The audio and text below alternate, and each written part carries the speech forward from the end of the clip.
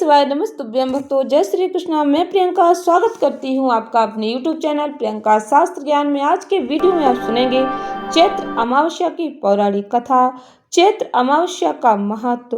भक्तों, चैत्र अमावस्या के दिन कौन से वर्जित कार्य नहीं करने चाहिए, शास्त्रों में वर्णन मिलता है। यदि आप अनजाने में भी इन कार्यों को करते हैं तो पूरे वर्ष सुख शांति भंग हो सकती है। भक्तों, ध्यान से श्रवण करें चैत्र अमावस्या की पौराणिक कथा और चैत्र अमावस्या के उपाय। वीडियो में आगे बढ़ने से पहले कमेंट बॉक्स में हर हर महादेव जय श्री कृष्णा लिखकर महादेव का आशीर्वाद अवश्य प्राप्त करें। भक्तों, हिंदू सनातन धर्म में चैत्र मास की अमावस्या तिथि का बहुत ही विशेष महत्व बताया गया है। इस दिन स्नान तर्पण व्रत के लिए यह तिथि अत्यंत ही शुभ मानी जाती है। इस दिन भक्तों गंगा स्नान करके श्रद्धालु पितरों को तृप्त करते हैं। यदि आप गंगा में स्नान नहीं कर पाते तो आप अपने घर पर स्नान के जल में गंगा जल मिलाकर स्नान कर सकते हैं। ऐसा करने से आपको गंगा स्नान का पुण्य फल प्राप्त होगा। भक्तों, ध्यान से श्रवण करें पौराणिक कथा को। क्यों चैत्र मास की अमावस्या को इतना महत्वपूर्ण माना जाता है? चैत्र मास की अमावस्या का व्रत करने से भक्तों को किस तरह सुख समृद्धि का आशीर्वाद प्राप्त होता है? जो भक्त अमावस्या व्रत का पालन करते हैं, पौराणिक व्रत कथा को पढ़ते या सुनते हैं, उनके घर में कथा का श्रवण और पाठन किया जाता है तो भगवान की कृपा उन्हें अवश्य प्राप्त होती है। भक्तों, यह अत्यंत ही शुभ तिथि मानी जाती है। इस दिन स्नान दान तर्पण करने से पितृ तृप्त होकर अपने परिवारजनों को सुख समृद्धि का आशीर्वाद देते हैं। पौराणिक कथा को ध्यान से श्रवण करें। प्राचीन काल की बात है, एक विशाल नगरी में एक राजा राज्य करता था। उसका राज्य समृद्ध था, प्रजा सुख शांति से रहती थी और राज परिवार भी पूर्ण सुख में था। राजा स्वयं धर्मात्मा और न्यायप्रिय थे। उनकी रानी अत्यंत धार्मिक स्वभाव की थी। वह प्रतिमास अमावस्या के दिन व्रत रखती, पूजा पाठ करती और भक्ति भाव से भगवान की आराधना में लीन रहती थी। राजमहल के ठीक सामने ही एक धनी साहूकार की भव्य हवेली थी। साहूकार राजा का घनिष्ठ मित्र था। दोनों परिवारों में गहरी मित्रता थी। साहूकार की पत्नी भी रानी की सहेली थी। दोनों महिलाएं एक दूसरे से मिलती जुलती रहती थी। एक दिन अचानक साहूकार की हवेली से रोने चिल्लाने की आवाजें आने लगी। पूरी हवेली शोक में डूब गई। रानी ने महल से आवाज सुनी तो व्याकुल हो गई। उन्होंने राजा से पूछा, महाराज, साहूकार की हवेली से इतनी करुण चीत्कार क्यों हो रही है? सखी इतने जोर जोर से क्यों रो रही है? राजा ने दुखी स्वर में बताया, रानी, साहूकार का एकमात्र पुत्र आज मृत्यु को प्राप्त हो गया। इसी शोक में उनकी पत्नी रो रही है। रानी ने कभी जीवन में दुख देखा ही नहीं था। वह निरंतर सुख सुविधा में रही थी। उन्होंने राजा से पूछा, महाराज, दुख क्या होता है? मैं यह नहीं समझ पा रही हूँ कि सखी इतना क्यों रो रही। राजा मुस्कुराए और बोले, रानी, जब तुम्हारा अपना कोई पुत्र मृत्यु को प्राप्त होगा तब तुम्हें स्वयं समझ आ जाएगा कि दुख क्या होता है। यह सुनकर रानी को बहुत आश्चर्य हुआ। उन्होंने तुरंत अपने पुत्र को महल की ऊंची मंजिल से नीचे फेंक दिया, किंतु भगवान की असीम कृपा से बालक को कोई चोट भी नहीं आई। वह सुरक्षित बच गया। रानी फिर राजा के पास आई और बोली, महाराज, मैंने तो अपने पुत्र को नीचे फेंक दिया किंतु उसे कुछ नहीं हुआ। अब बताइए दुख क्या होता है? राजा ने फिर कहा, रानी, पड़ोसी राज्य में बड़ा युद्ध छिड़ने वाला है। मैं अकेला उस युद्ध में जाऊंगा, तब तुम्हें मेरी मृत्यु का समाचार मिलेगा, तब तुम्हें दुख का अनुभव होगा। राजा युद्ध के लिए रवाना हो गए। रानी अमावस्या का व्रत रखकर भक्ति से प्रार्थना करती रही। उनके व्रत के प्रभाव से राजा युद्ध में विजयी होकर सकुशल लौट आए। रानी ने उन्हें स्वस्थ देखा तो फिर पूछा, महाराज, आप तो जीवित लौट आए। अब तो मुझे दुख का अनुभव ही नहीं हुआ। बताइए दुख क्या होता है? भक्तों, राजा ने उत्तर दिया, रानी, अब हम दोनों गंगा माँ के दर्शन करने जाएंगे। वहां पहुंचकर मैं गंगा नदी में कूद जाऊंगा, तब तुम्हें मेरी मृत्यु का दुख समझ आएगा। राजा रानी गंगा तट की ओर प्रस्थान कर गए। मार्ग में एक सुंदर बावड़ी थी। रानी थक गई थी। उन्होंने राजा से कहा, महाराज, अब हम यहीं कुछ देर विश्राम कर लें। दोनों बावड़ी के पास रुक गए। उसी समय कैलाश पर्वत पर भगवान शिव जी और माता पार्वती विराजमान थे। भगवान शिव जी सब कुछ देख रहे थे। उन्होंने माता पार्वती से कहा, पार्वती, आज मैं तुम्हें सुखी आत्मा के दर्शन करवाता हूँ। भगवान शिव जी ने बकरे का रूप धारण किया और माता पार्वती ने बकरी का। दोनों बावड़ी के पास घास चरने लगे। रानी ने उन्हें देखा और सोचा कि ये पशु शांति पूर्वक घास चर रहे हैं। तभी रानी ने भगवान शिव जी और माता पार्वती की बातचीत सुन ली। भगवान शिव जी माता पार्वती से कह रहे थे, देखो पार्वती, यह राजा की रानी अमावस्या का व्रत रखती है। इसी वजह से इसके जीवन में कभी कोई दुख नहीं आएगा। चाहे पुत्र की मृत्यु हो, युद्ध का संकट हो, गंगा में कूदने का विचार, सब कुछ इसके व्रत के प्रभाव से टल जाता है। यह सच्ची सुखी आत्मा है। रानी को सब कुछ समझ में आ गया। रानी ने सारी बातें ध्यान से सुनी।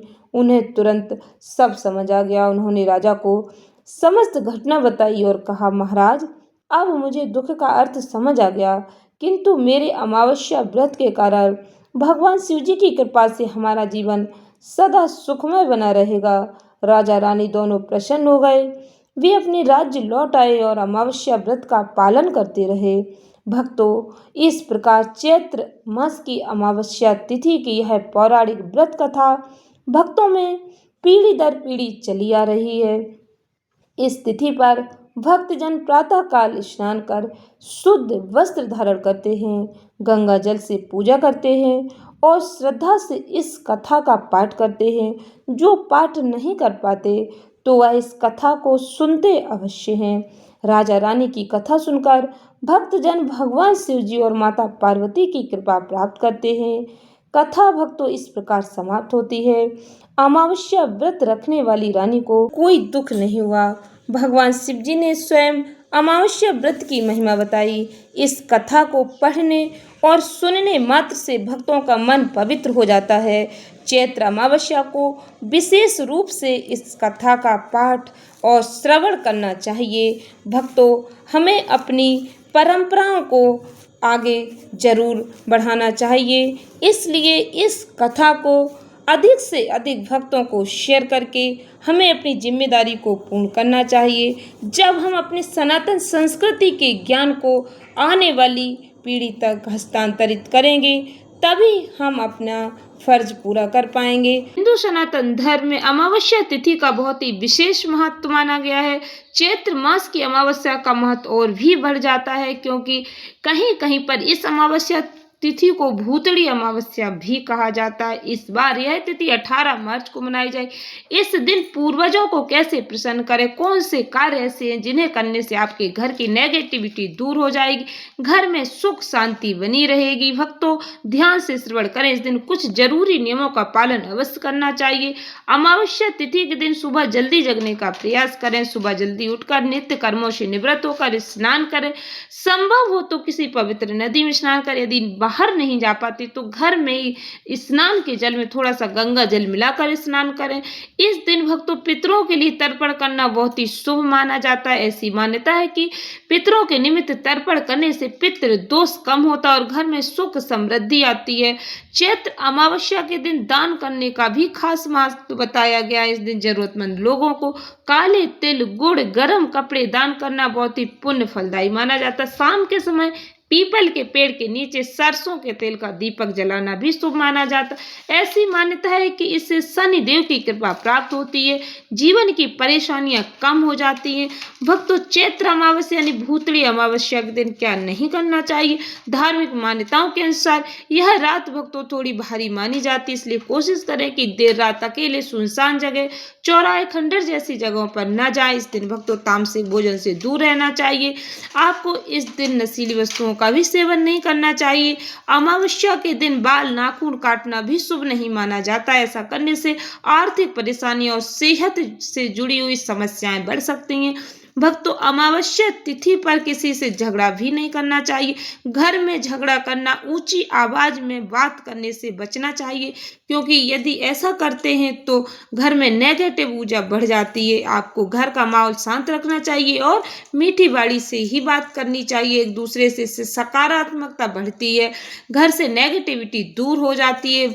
तो साथ ही आप घर में कहीं भी इस दिन अंधेरा न रखें। आप अपने घर में लाइट जला कर रखें। घर के मुख्य दरवाजे पर दीपक जलाना भी सौभाग्य और सकारात्मकता का प्रतीक माना जाता है। तो इसलिए इस दिन घर के मुख्य द्वार पर आप दीपक अवश्य जला कर रखें। नाथ की आरती।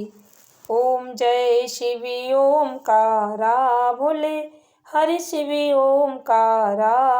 ब्रह्मा विष्णु सदा शिव ब्रह्मा विष्णु सदा शिव अर्धांगी धारा।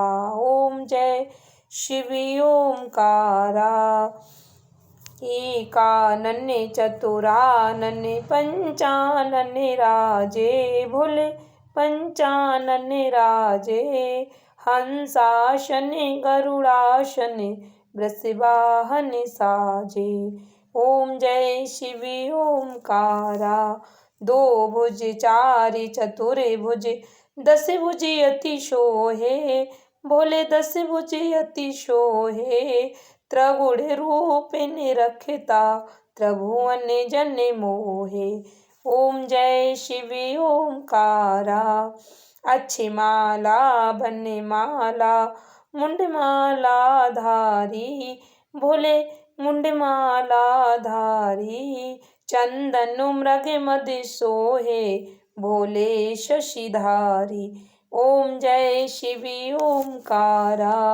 श्वेतांबर पीतांबर बाघंबर अंगे बोले बाघंबर अंगे। शनिकादिके ब्रह्मादिके भूतादिके संगे। ओम जय शिव ओमकारा। कर के माध्य कमंडल चक्र त्रिशूल धरता। जग करता जग हरता जग संहार करता। ओम जय शिव ओमकारा। ब्रह्मा विष्णु सदा शिव जानते अविवेका बोले जानते अविवेका। प्रणवाक्षर के मध्य यह तीनों एका। ओम जय शिव ओमकारा। काशी में विश्वनाथ विराजत नंदी ब्रह्मचारी बोले नंदी ब्रह्मचारी। नित्य उठ भोग लगावत नित्य उठ भोग लगावत महिमायत भारी। ओम जय शिव ओमकारा। तेरे गुण शिव जी की आरती जो कोई नर गावे स्वामी प्रेम सहित गावे। कहते शिवानंद स्वामी जपत हरि हर स्वामी मन वंचित फल पावे। ओम जय शिव ओमकारा बोले हरि शिव ओमकारा। बोले पार्वती का प्यारा बोले के नयन वाला बोले तीन नयन वाला। ओम जय शिव ओमकारा। ब्रह्मा विष्णु सदा शिव बोले भोलेनाथ महाशिव अर्धांगी धारा। ओम जय शिव ओमकारा। हमारे सनातन ज्ञान को जन जन तक पहुंचाने के हमारे इस प्रयास को सफल बनाएं। इस वीडियो को आप अधिक से अधिक भक्तों को अपने मित्रों को संबंधियों को शेयर करके भगवान जी का आशीर्वाद जरूर प्राप्त करें। वीडियो आपको अच्छी लगती है तो लाइक करें। कमेंट बॉक्स में अपने विचार जरूर लिखें। यदि आपके कोई प्रश्न है तो आप कमेंट बॉक्स में लिखकर पूछ सकते हैं। चैनल को सब्सक्राइब करें, इससे हमारे वीडियो सबसे पहले आप तक पहुँचे। धन्यवाद भक्तों। श्री शिवाय नमस्तुभ्यम।